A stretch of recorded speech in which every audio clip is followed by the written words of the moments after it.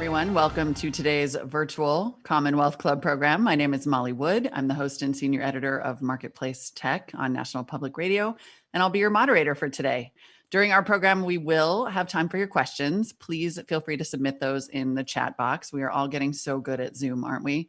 It is my absolute pleasure and honor to introduce Robert Reich, the Carmel P. Friesen Professor of Public Policy at the Goldman School of Public Policy at UC Berkeley, Senior Fellow at the Bloom Center for Developing Economies, and best-selling author of The System, Who Rigged It, and How We Fix It. It is such a slim volume, and it contains so much. Professor Reich served in 3 national administrations and was the U.S. Secretary of Labor under President Bill Clinton. He's the co-founder of Inequality Media. It's a nonprofit that uses the power of storytelling to inform and engage the public about the realities and the impacts of inequality and the imbalance of power in America. You can watch his videos every Monday and Tuesday on topics ranging from reimagining public safety, healthcare, social security taxes, and the socioeconomic effects of the pandemic. And if you don't follow him on Twitter or on Facebook, I highly recommend it. Professor Reich was also the co-creator of the award-winning film Inequality for All and the Netflix original Saving Capitalism. Please join me in welcoming Professor Reich. Well, hello, Molly, and thank you so much for moderating this discussion. What a pleasure to talk to you. I'm really looking forward to this. And I want to ask you right off the bat, probably the biggest question. The title of your book is The System, Who Rigged It and How to Fix It. So let's start at the beginning. Who rigged it? Well, it's been rigged over time in incremental steps by people who have the political power to change the laws and change the regulations to help themselves.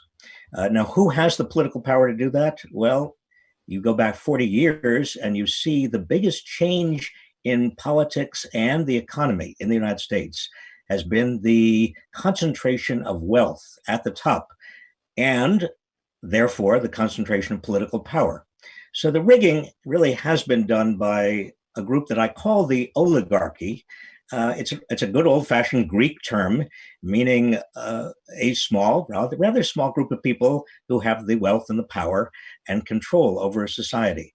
We tend to only think of the Russians as having an oligarchy, Molly, but I think that the United States, it's fair to say, either has one now or we are very shortly going to have one. Because most of the wealth, or a great deal of the wealth, I should say, and power, the power that is necessary to rig the game to get more wealth. You see, it's sort of a self-fulfilling prophecy. It's a vicious cycle. Is at the top. Well, and it really is cyclical. And you look at this sort of cycle throughout American history. You talk about the Gilded Age and the trusts. What was it, though? You write about this period after World War II, where America really did create this incredible expansion of the middle class. Capitalism appeared to be working for everyone. What were the forces 30 or 40 years ago that started this change and to where we find ourselves now? Well, it really was the largest middle class the world had ever seen, not just the United States, and the entire politics, our democracy, our economy centered on the growth of that middle class, not just stagnation, but the growth. It was possible for many poor people, including many people who had been marginalized, including Black people and Latino people and others, to begin to join the middle class. And we had enough confidence in ourselves, and the middle class had enough confidence that it embraced legal changes like the Voting Rights Act and the Civil Rights Act and the Fair Housing Act, which would further enlarge the middle class and enable more poor people, disproportionately Black and Latino, to join that middle class. Now, what were the factors that contributed to the growth of that middle class, you ask? Well, number one, we all, I would say, virtually all of us had been through World War II, and almost all of us had been through a Great Depression. And those experiences, those common experiences, I think resulted in a degree of social solidarity. So that coming out of World War II, the CEOs of big corporations did not get 300 times the salaries and compensation as they do now of the typical worker. They typically got 20 times the salary and the total compensation of the average worker. It would have been unseemly not to, given that social solidarity.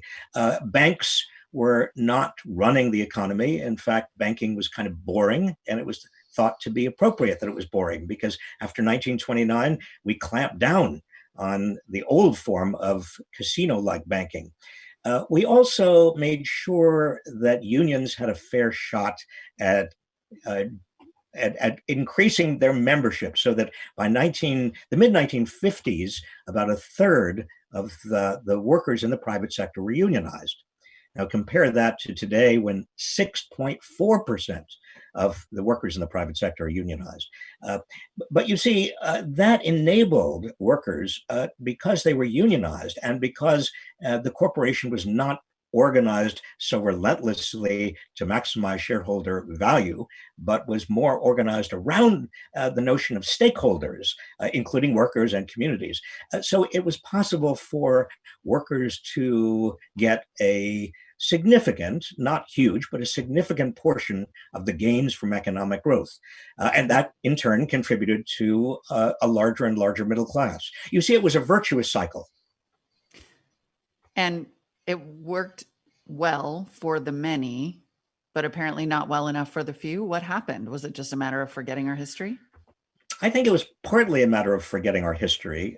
By the late 70s, early 1980s, corporate raiders, you may remember them, they began to change the goal of the corporation from doing well by all stakeholders to doing well only by the shareholders. And indeed siphoned off many of the gains that other stakeholders, such as workers and people in the communities where the corporations did business, were enjoying. Secondly, at the same time, you had, and for much the same reason, you had efforts by corporations to bust unions. And those efforts had proved, certainly by now, in fact, by the 1990s, when I was Secretary of Labor, it was very evident those efforts were proving successful. And thirdly, you also had finance growing and becoming much larger, breaking the laws, in fact, changing the laws. You know, after a certain point, an industry or a sector of the economy becomes so large and powerful that it exerts political influence, and finance, certainly by the 1980s, 1990s, was becoming powerful enough politically to deregulate itself, or to have members of Congress and regulators deregulate finance. So, and that continued right up until 2008 and the financial bubble. But even now, finance still controls a big portion of the economy. And we could go on, but you see that the shift really occurred, the big change really occurred in the 1980s. I want to talk about finance for a second, and you are particularly and personally hard on Jamie Dimon throughout this book. In fact, you address him directly in the beginning and the end of the book as almost the avatar of, I think it's fair to say, capitalistic hypocrisy. And I wonder why him specifically. I'm glad you use those terms. I don't really use the term capitalist. This is paraphrasing. Yes, this is paraphrasing. Yeah. No, the reason I entitled the book "The System" is because I really don't want to create the impression, or to further the impression that a lot of people have, that all you have to do is get rid of certain people, get Donald Trump out of office and get some of the captains of industry changed. To have a more equitable society. That's not really going to happen just by moving people. And I chose Jamie Dimon as the kind of the person I talk about mostly, because Jamie Dimon styles himself as a Democrat, capital D. He talks a lot about corporate social responsibility. He is the CEO of the largest bank in the United States, one of the largest banks in the world, J.P. Morgan Chase. And he seems to recognize many of the problems that we have in the United States in terms of widening inequality and an angry middle class, working class that can easily be manipulated. And yet he doesn't go the next step. He doesn't actually want to change the structure of power that brought him to power and enables him to be chairman of the Business Roundtable and to get a gigantic tax cut for big corporations and the wealthy from the Trump administration, and to get all the deregulation that corporations want from the Trump administration, and to do everything else that is going on now. It's you use the word hypocrisy. I think it's self delusion, and that's what worries me about a lot of so-called corporate social responsibility. The most responsible thing that Jamie Dimon and large corporations can do is fight to prevent Jamie Dimons and large corporations from having nearly as much influence and power as they now have. Right. And I do want to make clear hypocrisy was my word. But it is interesting because you do note that we're at a position where there is so little power among everyday people that the people in charge of fixing these systems are the people who benefit the most from it. And that's pretty obviously an upside down system that is really, really hard to change, right? We're not, I mean, you argue in some ways that we're not even all having the same conversation because Democrats, Republicans, the wealthy, CEOs are essentially completely sidestepping this question of power and wealth. Yes, utterly sidestepping the question of power. And you see, there are some very good ideas as to how to reform the system, but the system won't fundamentally be reformed unless power is restructured and reallocated. And you can't do that from the top down because the Jamie Dimons of the world don't want to do that fundamentally. I mean, they're in a very privileged position. It has got to come from everybody else. And therein lies the paradox and the difficulty. In other words, the vast majority of Americans have theoretically the voting power through our democracy to change the rules and make our system much more equitable. But the majority can't come together. It's almost as if racism and xenophobia and vicious politics have all intervened to make it harder for people to come together to fight the oligarchy. And if I weren't so optimistic, and we could get to my optimism later, if I weren't optimistic, I would say that we're doomed, that the only way we actually change the system and the power structure embedded in that system is through some sort of mass uprising revolution. I don't think that's necessary, and I'm afraid of it, to be perfectly candid.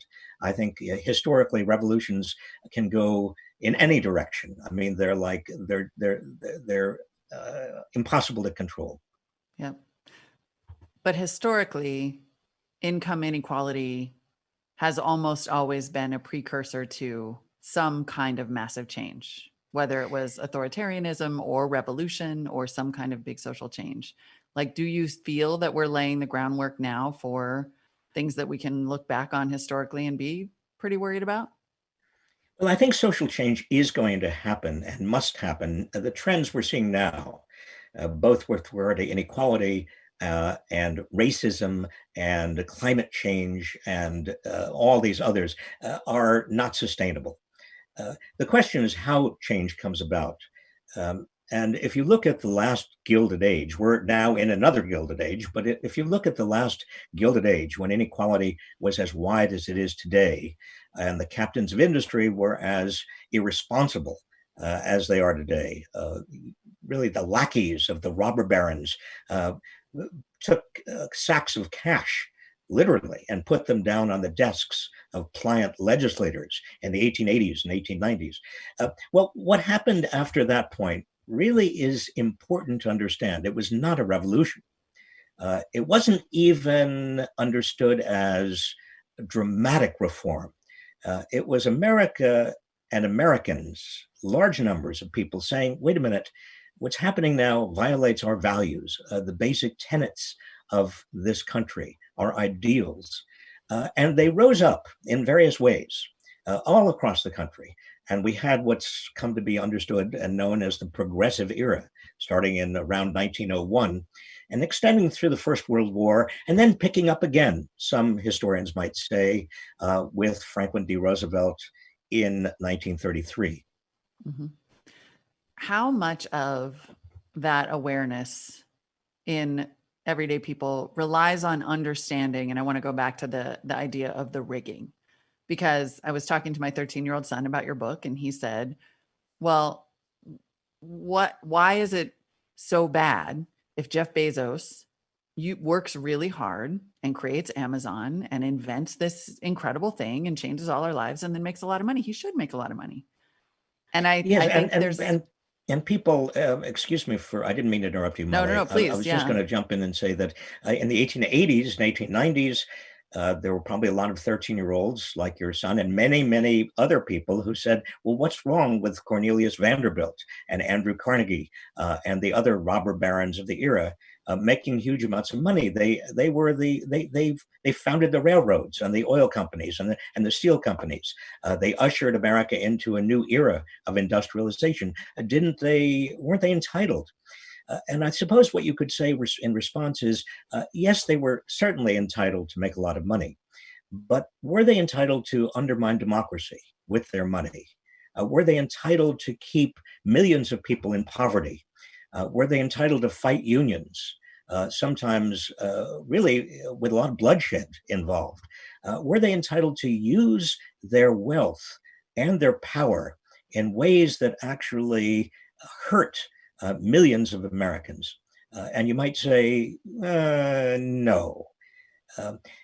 Antitrust law came out of the Sherman Act of 1890. And if we had antitrust laws today that were as vigorously employed as the antitrust laws were after Teddy Roosevelt became president, Amazon would not be able to dominate, or for that matter, any of the other 4 or 5 major high-tech firms wouldn't be able to do what they're doing. Antitrust would prohibit that.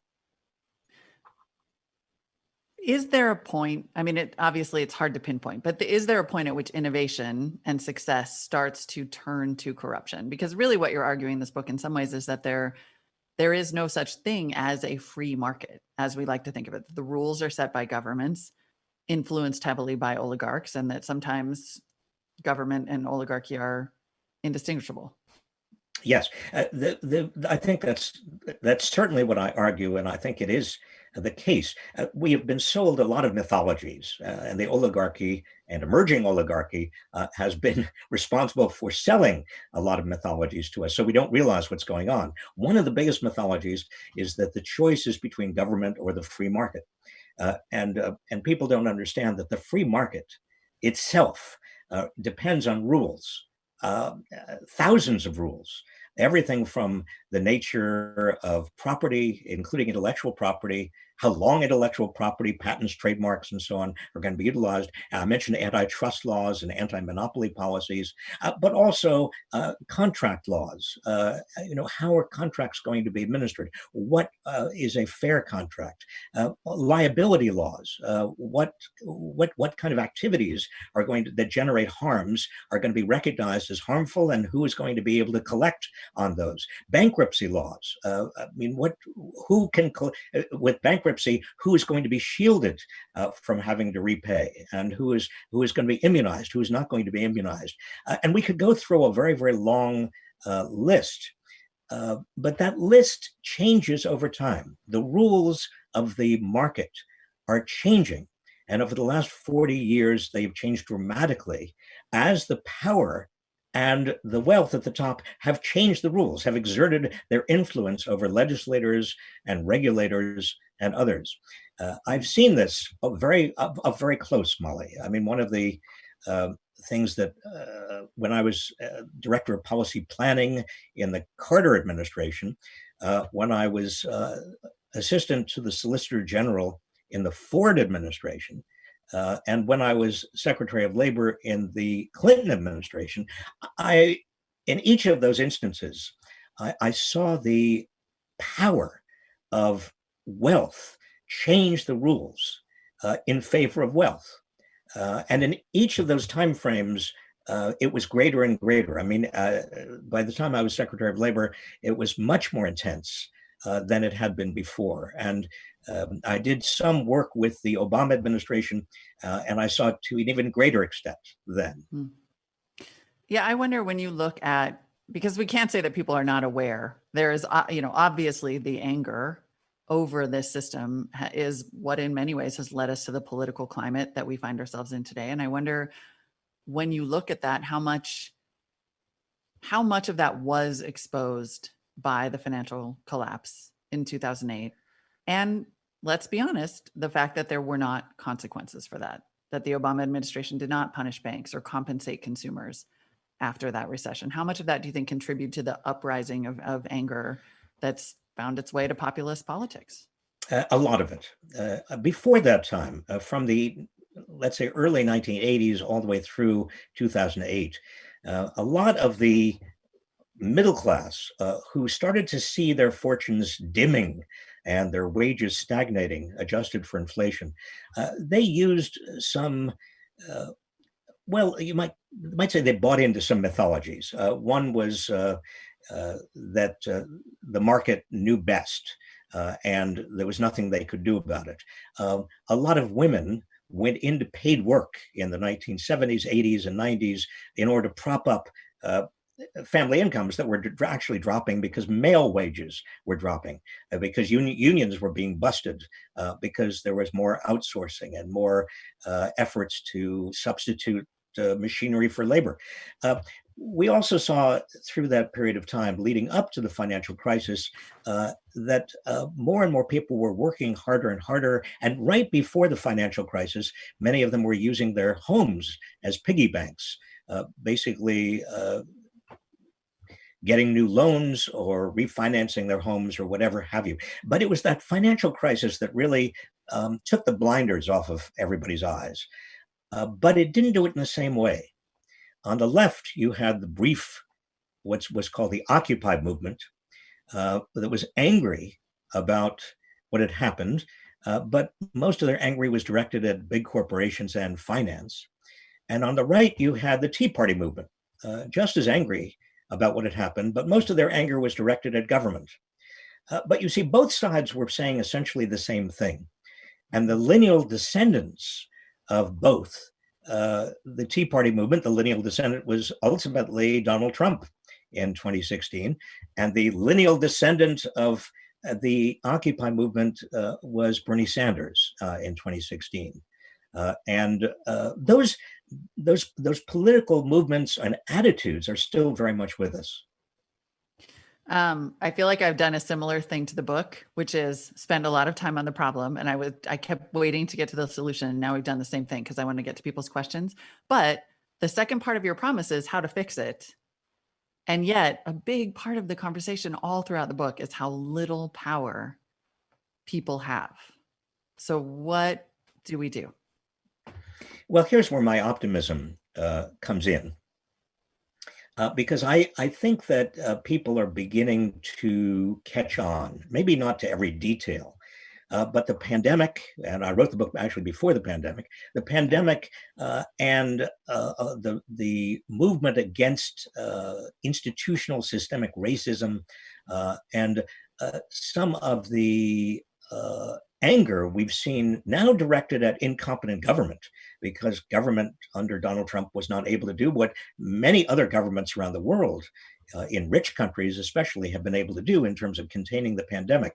A lot of people are seeing all of that, Molly, and that is leading to what I thought would take many more years, and that is the beginning of a coalition, a very, very broad coalition. People who used to call themselves Republicans, now maybe they do or maybe they don't, but they're joining in league with a lot of Democrats. Many Black people and white people are marching together and joining together. We're seeing many young people who are getting very active in politics. Actually, the midterms of 2018 to me, were a turning point in terms of young people and people of color and women getting more politically active. And the results were not only the takeover of the House by the Democrats again, but also huge numbers of people, women and people of color and young people in politics for the first time in certainly my memory. And all of that, I think, is good because it's the beginning of people coming together to reclaim our democracy, to say, wait a minute, the way we're going doesn't work. We've got to make democracy work. At the very least, we've got to get big money out of politics, but there are many other things that need to happen. But also to reclaim our economy, saying that the rules that we are now working by are not good for most of us. They actually are siphoning off more and more wealth to the top. Yeah, you call it harsh capitalism. And I feel like there's no better term to apply to the way that people are experiencing capitalism under the pandemic, where economic assistance has gone to a lot of businesses and corporations, and the racial protests, which have exposed over and over how economically unfair capitalism has been for a long time. But you also argue that sort of the three legs of the oligarchy power stool are belief systems, essentially bribes and lobbying, and division. How much are you worried about division? Because to hear me and my colleagues in the media tell it, that is the defining characteristic of American discourse right now. Well, obviously, I don't want to be a cockeyed optimist. I mean, the three legs of the oligarchic stool are still with us, selling the notion that the market knows best. That the market sort of exists separate and apart from nature, or is part of nature, and there's nothing we can do about it. I think is a lie. People have got to understand the workings of the markets. I mean, bankruptcy law, for example, should be available to people on their first homes or their only homes. Bankruptcy should be available to students or former students who are laden with student debt. It used to be until the big banks changed bankruptcy laws. But we could go through all of the laws and regulations that really do need to be changed so that people have a better shot at making it. The other thing that I pointed out, and you just pointed out, is the divisiveness, the divide and conquer strategy of the oligarchy.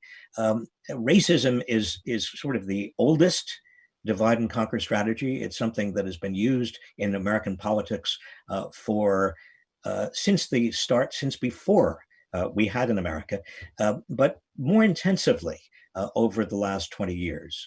In fact, when George H.W. Bush used Willie Horton, because Lee Atwater, his advisor, told him that would sell and would win him the election in 1988. That was an example of the worst forms of oligarchic use of racism, but it continues. And it's in both parties.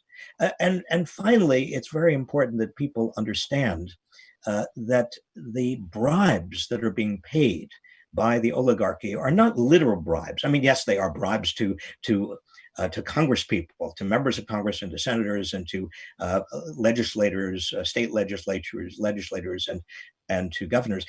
But we're talking about a much larger sense of bribe.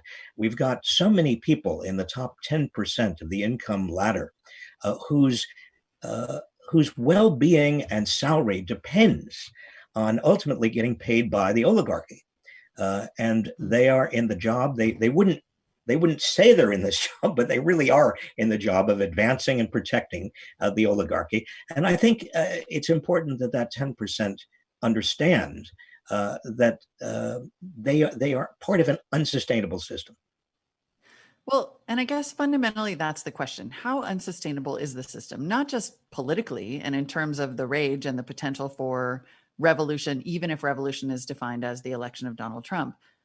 Is it also economically unsustainable to create a scenario in which most people can't even afford your goods and services?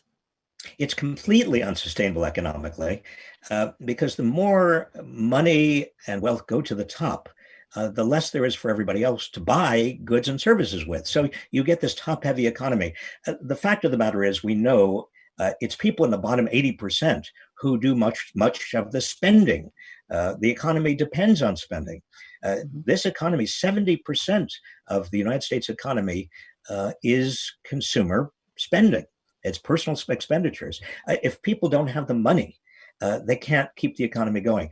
This is why this ludicrous debate that's going on in Congress right now, where the Republicans saying $600 a week extra unemployment insurance is too much.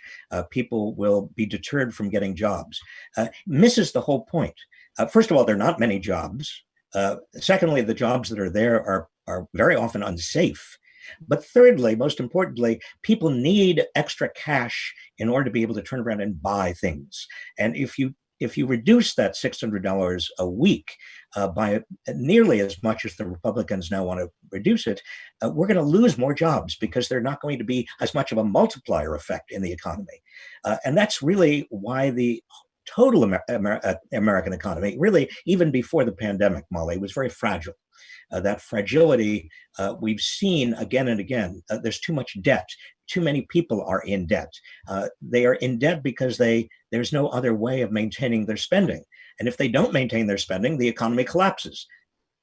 Right. So was it always destined for some sort of, collapse? I mean, we're buying goods that cost less than it costs to actually manufacture them and destroying the climate in the process. Like, it sort of seems, is that why you see the Jamie Dimons of the world taking these kind of baby steps towards it? Like, do they think that there's an incremental solution?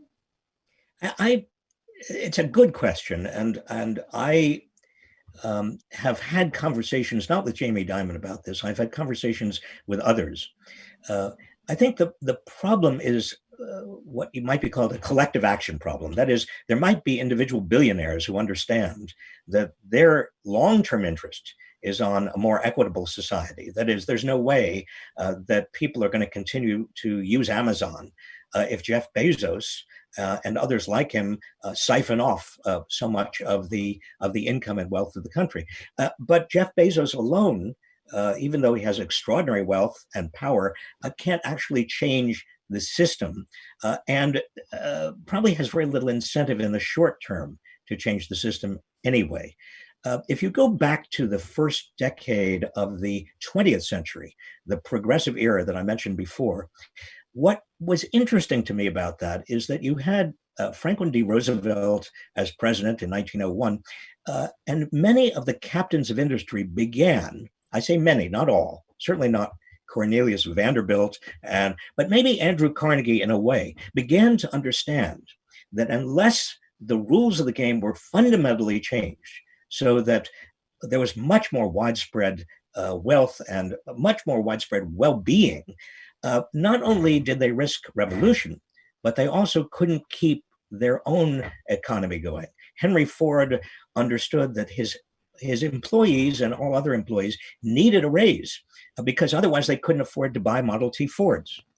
And so you begin to get this understanding among even the wealthiest business leaders, but it's hard to come by. Right. And it's fundamentally self-interested. So it has a big hill to climb when it comes up against the other self-interest, which is their billions of dollars. Exactly. I have some questions coming in from our viewers. And so I want to start to pepper some of those in. And we're actually going to start with a video question because we have a question from one of your students. Hi, my name is Amadeus. I'm an Indigenous student attending UC Berkeley who also took your Wealth and Poverty class last spring semester.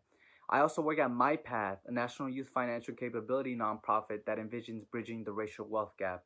This generation of youth has been hit hard due to the pandemic. Those of us between the ages of 19 to 25 hold 35% of minimum wage jobs that are experiencing the highest loss of income. So now is the time to make change. And so my question for you, Professor Reich, is what do you think about guaranteed income paired with financial services and education as one way to give young people that foothold? Thank you. Let me just say that it's such a treat to be questioned by one of my students. This pandemic, I've been teaching remotely, and it's awful. I mean, I love teaching, but I don't see their faces. and I don't get their questions directly, like I just did. I might also add, when I talked about my optimism a while ago, Molly, a lot of that is fueled by teaching the most socially aware, and I think in many, many respects, a dedicated generation of students that I've taught in all of my 40 years of teaching. And you got an example of that just now. The question was, do I support a minimum basic income or a universal basic income? I think that's a good idea.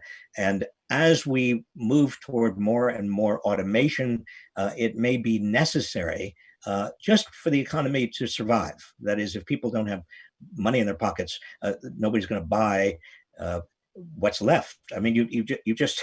I was watching yesterday. I don't know if you watched the antitrust hearings. Oh, yes.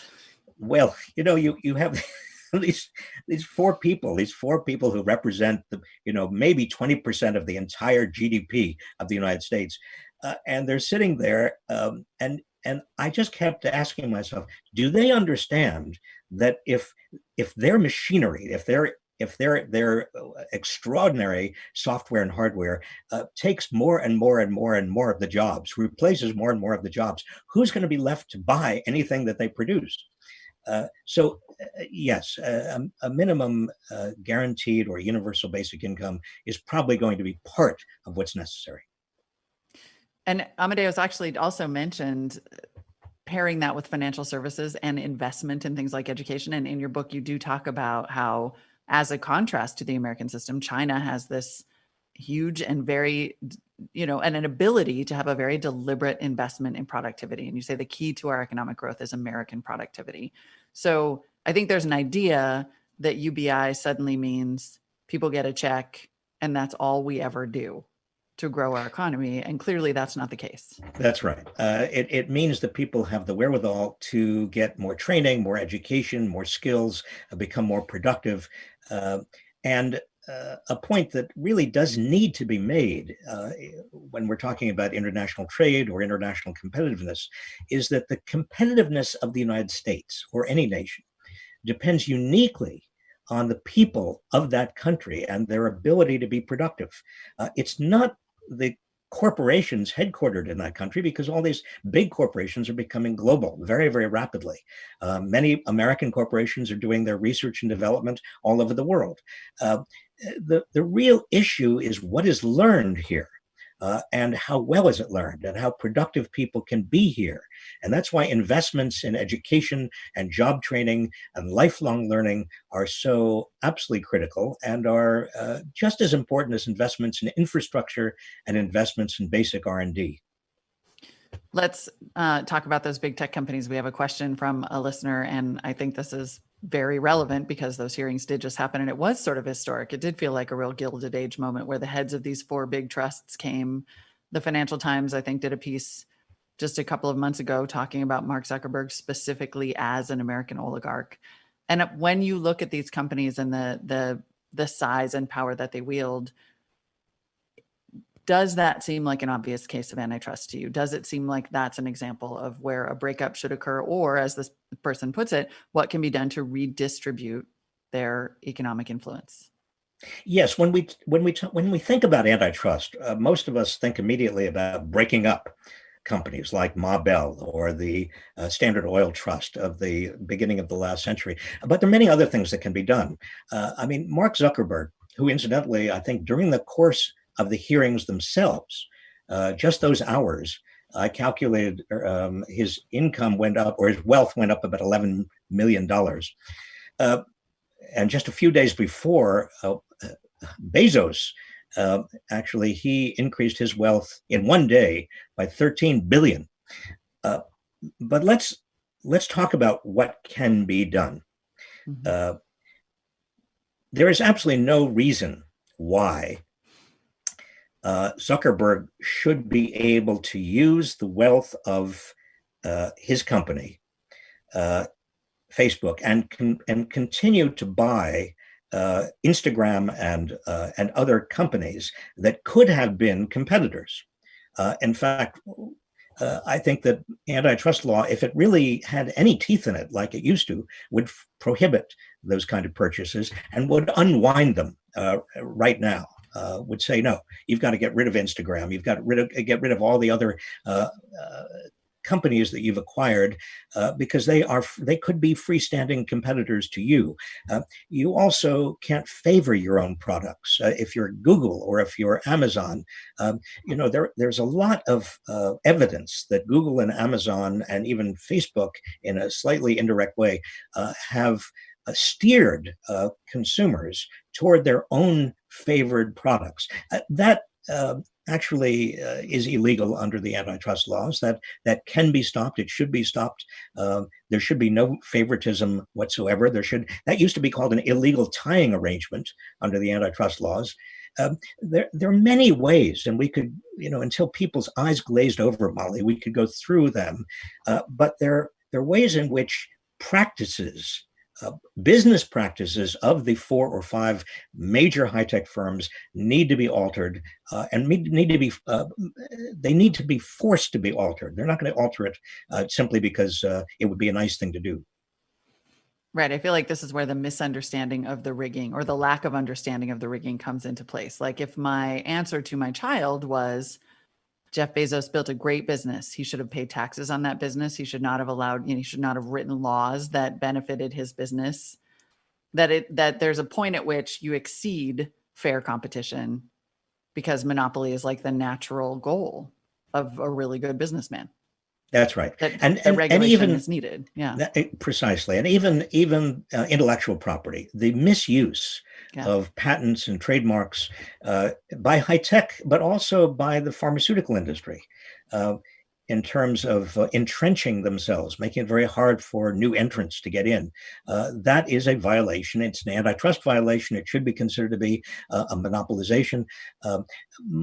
These big companies also, the tech companies, are acting as monopsonists as well. That's a fancy term, meaning they're using their power not just vis-a-vis consumers, but also suppliers. Amazon is holding down prices for all sorts of suppliers, making it reducing the incentives for people to actually create businesses. The United States is supposed to be this font of new businesses. Actually, the rate of new business formation has been cut in half, even before the pandemic, from 2000 to January of 2020, the rate of new business formations dropped by half, in large part, in my view, because of the dominance of these big corporations, particularly high tech. We'll keep moving through these questions here.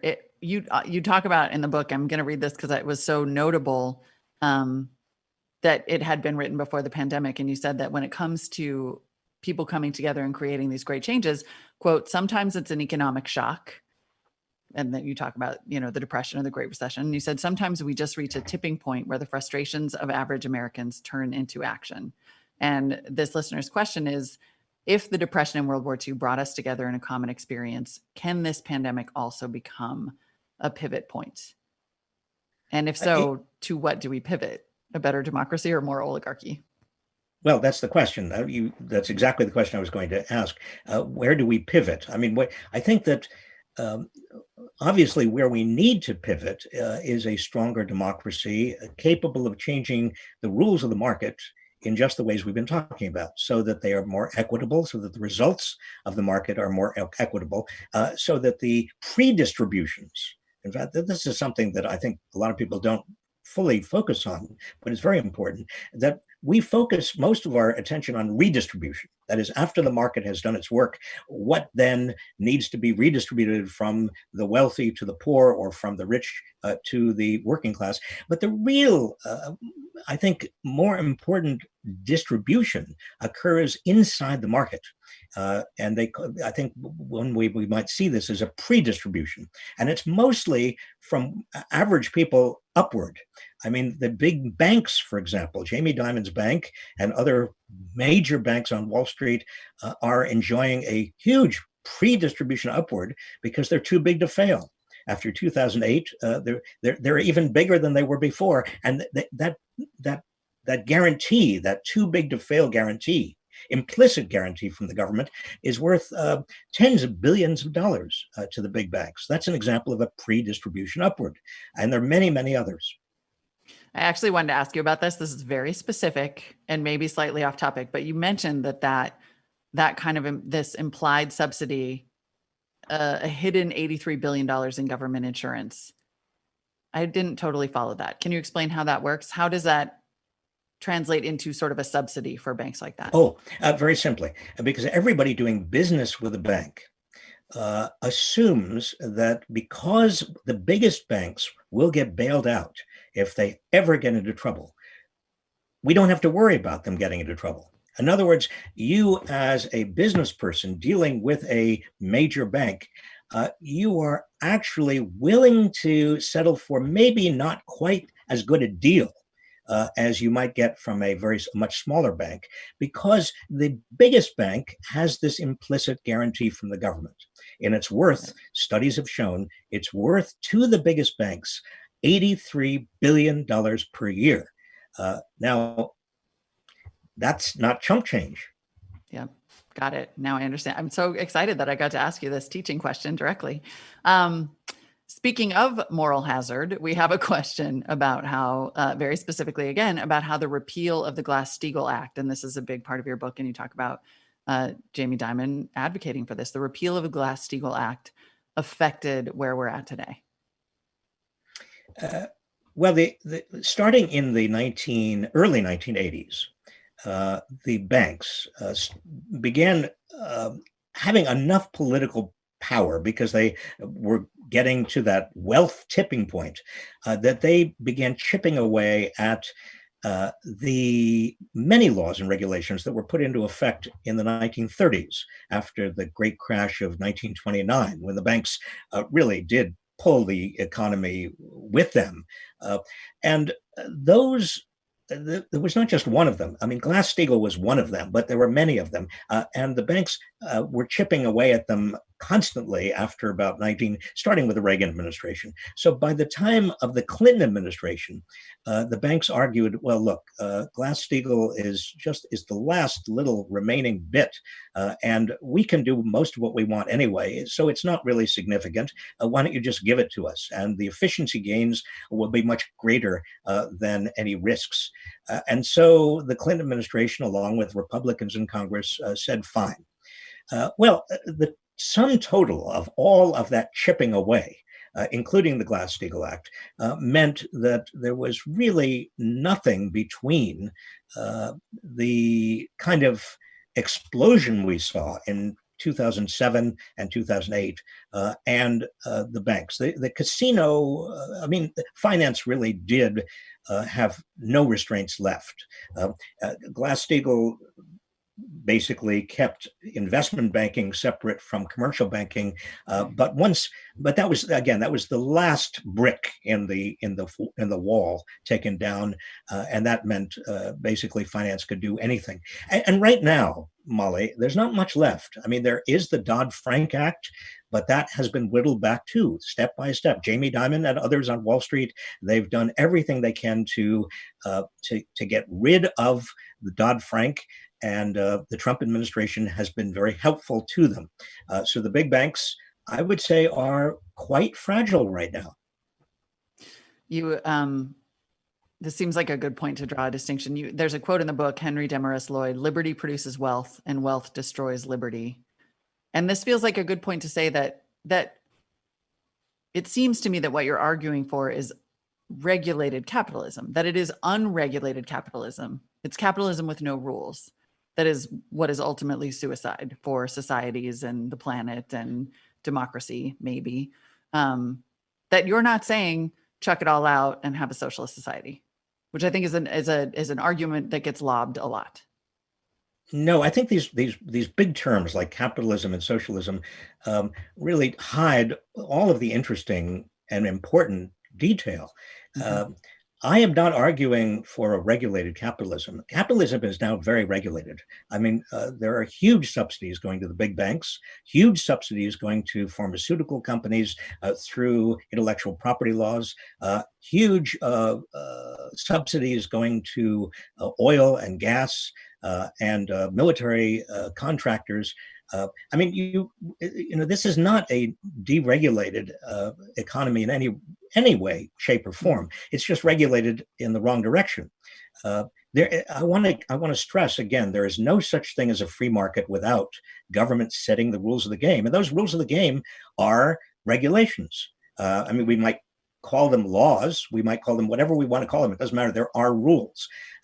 If you take away all rules, you don't have a free market. What you have uh, is survival of the fittest. You have sort of a state of nature in which just the strongest and most powerful can beat down everybody else. That's not a civilization. That's you know, we would all be constantly in a state of fear if that were in fact where we were living.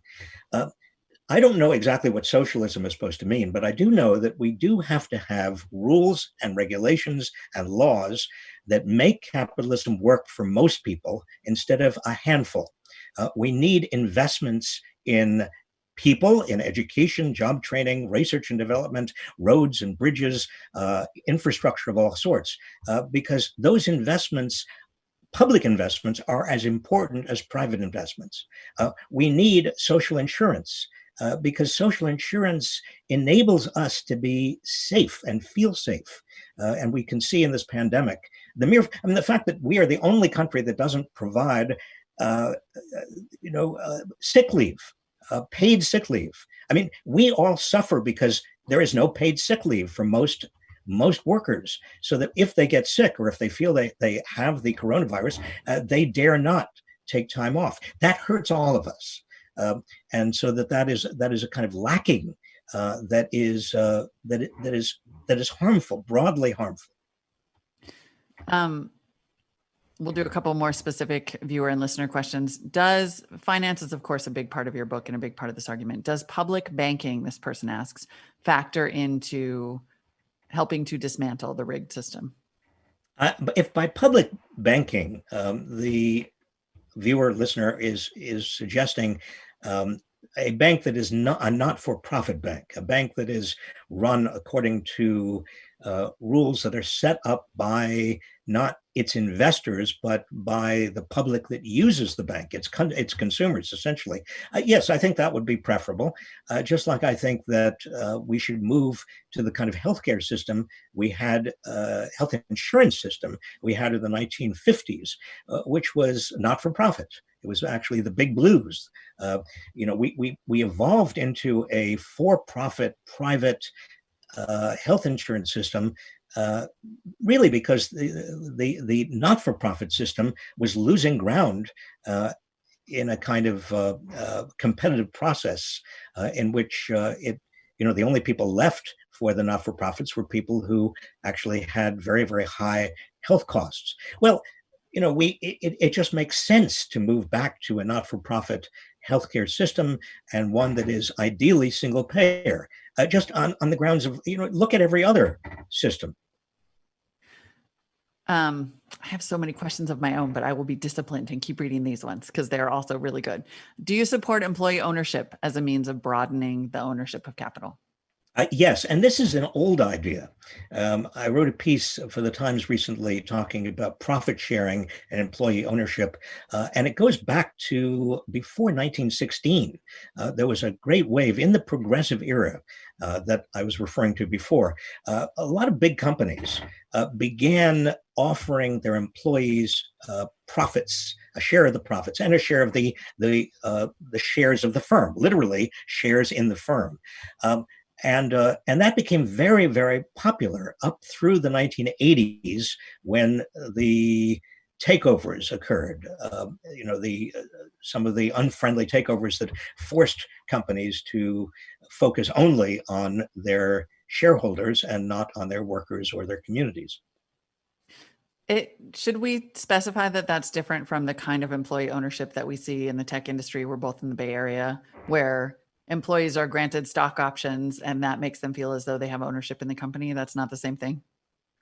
Well, it's very different. And one of the biggest differences has to do with who gets the shares and why they get the shares. I mean, if you go back in American history between 1908 and the 1980s, many large companies offered their employees shares of stock as a way of giving the employees not only a fair uh, part of the profits, but also a stake psychologically in the success of the firm. When high tech companies are giving out shares of stock, they're doing it to attract and keep talent. They're not doing it for their, I mean, Amazon is not giving shares of stock to its warehouse workers. I mean, Jeff, I would wish it did. It was giving out little 2 shares of stock a year to its warehouse workers until about 4 years ago, and then it stopped doing that. No, Jeff Bezos and all of the other high tech uh, moguls are giving out shares of stock to people they want to attract and keep as a way of motivating the quote unquote talent. A very different motive and a very different goal and outcome than we had in the first part of the 20th century. If you could, or maybe could have written a prescription for how to stabilize the US economy in the wake of the pandemic, what would you do? What would someone put it this way? What concerns you the most as we deal with this pandemic? What should be done to help stabilize our economy? Well, the economy and the pandemic are linked, but they're different. That is, there is no way we can get the economy going again until the pandemic is contained. That's very important. We have a lot of people using, in very loose ways, this term stimulus. But we're not. The goal is not to stimulate the economy, because you can't stimulate an economy that is fraught, overrun with COVID-19. Uh, People are not going to go to the malls or into theaters or concerts or into airplanes as long as they fear for their lives. And that's as this is where a lot of confusion lies, because Donald Trump, even Monday, Trump said we need to reopen. Let's reopen everything. The reason that so much is closing now, the reason that we are going into another economic dip, is because we've gone into another resurgence of the virus, because we didn't close down appropriately. We didn't have the testing and the tracing that we needed. It's the coronavirus is the problem, folks. And we do need to do everything we can to, for humane reasons, number one, but number two, for the economy, to contain this virus. The fact that we in the United States, with 4% of the world's population, have 20 to 25% of all of the cases of this virus and the deaths is, I think, testament to how extraordinarily we botched this whole thing. People who have friends in Italy, or even in France, or in Sweden, or certainly in Norway. I mean, the average person in Norway or in Italy, they are right now they're in restaurants. They are actually enjoying themselves. They are living a different life than we are living. And the reason we are living the life we are living with masks and with social distancing, hopefully, is because we are still in the midst of a virus and they aren't. I do wonder how the emergence of the virus and this sort of massive social change that we're starting to see, how does that change, if anything, the conclusions in the book? It's like a moment in time where you wrote right up to this massive upheaval. And I wonder if that changes your sense of our potential unity or of the path that we're on. Well, as I suggested, I think that I have been impressed with the unity. Black people and white people getting together, marching and demonstrating and being activists with regard to ending systemic racism. So many young people getting involved in American politics. So many, even the Bernie people getting together with the Joe Biden people. I mean, this would not have happened were it not for the plight that we are now suffering. And part of the plight, let's be clear, I don't want to get too partisan here, and I don't mean to be partisan, but the pandemic would not be this bad if it weren't for how badly Donald Trump blew it. I mean, his inability to use the Defense Production Act, unwillingness to use the Defense Production Act to get critical materials, his unwillingness to assert leadership, his playing down the seriousness of the virus for months, his giving responsibility to the states and locales who handled it in a haphazard way, as only the states and locales would, because we don't, they are not national governments. So Donald Trump is part of the problem. Part of the problem also is we don't have a public health system in this country, and we don't have a health insurance system in this country. And I think now people are beginning to say, wait a minute, this is crazy. We do need a health insurance system that covers everybody. We do need a public health system. We do need paid sick leave for everybody, and so on. So I think to that extent, the pandemic has been educational. I guess what worries me most right now is that there's no end in sight. We're likely to go into a second wave, which also suggests and means a second economic downturn, possibly deeper than the one we're already in. And that anger, then it's going to generate a lot of anger and a lot of destitution, a lot of suffering. That could backfire in so many ways. There's no reason to suppose it's going to be a constructive thing. It could be, I hope not, I pray not, it could be destructive. We could just end up being angrier and angrier at each other. We have about 5 minutes left. So that's the point in our program where there's time for just one last question. And I guess the question I want to ask you is, so much of what you're saying, I think, seems and feels really obvious to a lot of people, especially right now. And yet it's clearly not, right? There are clearly arguments on the other side. There are clearly people who are saying publicly, the system is working, the market is working, the market will work, the economy will right itself. What do you say to them? Like, is there an argument that you think you have that will sort of get us over that dogmatic hump? I don't know, Molly. It's very much like, people said in 1929 after the crash, Herbert Hoover was saying, oh, well, the economy will right itself. The system is fundamentally stable. It is perfectly fine. Well, you had to go through a couple of years of that to see how hollow all of those arguments were. Now, are we approaching a 1933 again? And if so, will Joe Biden be another FDR? I certainly hope so. But there are a lot of crazy arguments. And I'm not talking only about the Sinclair Broadcasting, Fox News conspiracy stuff. I'm talking about just a bad economics, a bad understanding of our political and democratic system. So until we get that straight, and until everybody reads my book, no, I don't mean that.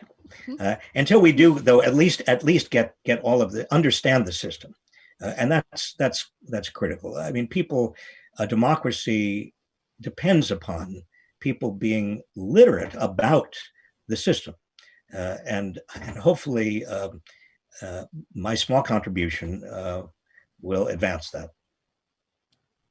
Thank you very much. That is a perfect place to close with the book plug and everything. It is such a shame you can't be out signing books in the lobby, but we'll do whatever the virtual version of that is. Our great thanks to Robert Reich, author of The System, Who Rigged It, How We Fix It. I hope we did some fixing here today. And we encourage you to pick up your copy of Robert Reich's book through your local independent bookstore, I think is the appropriate plea here. That is. Thank you, Molly. I really appreciate it. And thanks to everybody who joined us online. We really appreciate you showing up in the middle of the day. I'm Molly Wood, and this virtual Commonwealth Club program is adjourned.